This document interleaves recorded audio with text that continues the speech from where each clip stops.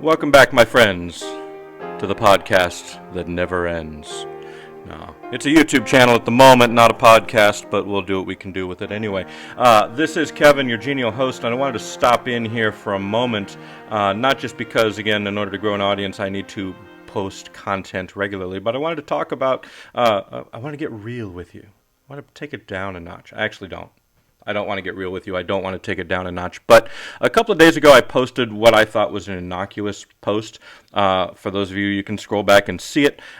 It's just of simply waves crashing on a beach, and I added some text to the visual of the waves crashing on the beach. It's not really original text. It's a basic idea that many people happen to agree with, which is that if I'm at the beach, I have no interest in hearing somebody else's music blasted through a Bluetooth speaker. When I was a kid, I had no interest in hearing somebody else's music blasted through a ghetto blaster. That's just not what I'm going to the beach to do.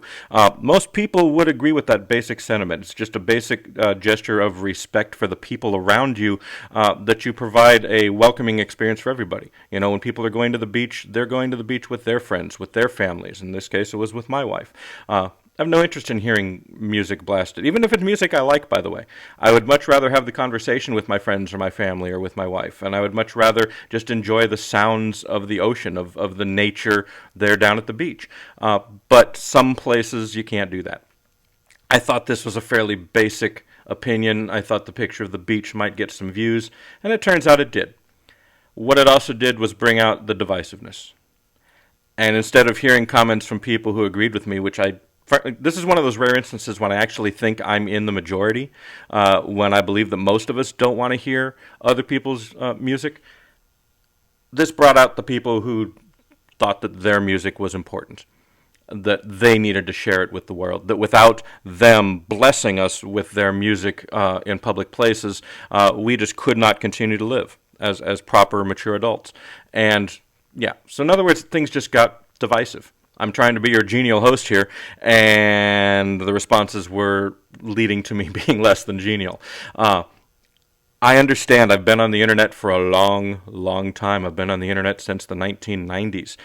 Don't read the comments is a fairly traditional thing you are supposed to do on the internet. But I'm trying to grow this channel. I'm trying to increase the viewership, the listenership to the podcast, and in order to do that, you are supposed to engage with the public. You are supposed to respond to the comments, and I've been doing that for the last couple of weeks here since I've started this project of building up this YouTube channel, as I've been replying to comments. If you post a comment, I will reply. But if you post a divisive comment, I will reply and probably not be genial. You know, the purpose of the posts that I was making was simply, again, to draw people in, not to be controversial. I didn't think this was a controversial thing. People don't want to hear your crappy music out of your speaker. Is not a controversial thing. But it drew out the people who exist on the internet purely to cause problems, purely to get in other people's faces. That's what they do. They think it's fun. I'm going to be honest with you. A couple of years ago, I thought it was fun, too. You can only look at the world around you and see the reaction of that sort of behavior in the real world, IRL, if I may use the online abbreviation. This is where we are. We're not connected as a community, as a society, as a culture, let alone as a nation or a planet. And it's got to stop. And I'm going to be honest with you, if this is the reaction I'm going to get on the internet, I'm done. I mean, I've deleted my Twitter or whatever it's called this week. I've not posted a thing on Facebook in 6 months. I'm scaling way back on it because genuinely I have no interest in participating in the divisiveness. I know what my opinions are. My friends and my family know what my opinions are. I'm not going to change the mind of John Q. Public, and they're probably not going to change mine. That's not to say my mind can't be changed. It has a lot over the years. All right, my opinions on a lot of big issues have changed a lot over the last couple of years. But it's done with well-reasoned debate, not with people that are posting little bitter, spiteful, in some cases hateful things. I'm not going to be a part of that. This channel will not be a part of that. I want to engage with people on this channel. I will continue to reply to comments that are made.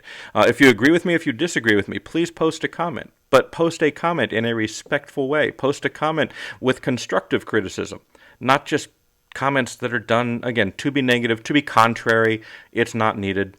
I have no interest in it.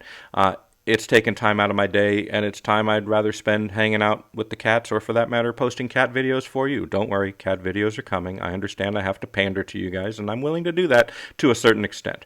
What I'm not willing to do is put up with any of that sort of negative nonsense. I'm also trying to avoid the use of four-letter words. How am I doing so far?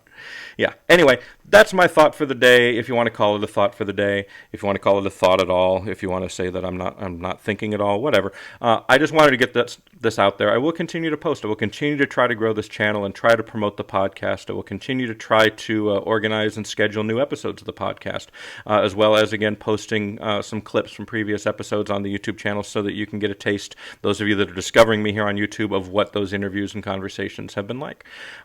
That's all for now. That's all from the studio here at this time.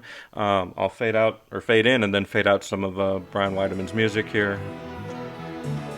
He's the podcast's official musician, did our theme song, so I try to promote him whenever possible. And when I use his music, I don't get a copyright ding from YouTube. So there we go. Have a good one, folks. We'll catch you on the flip side.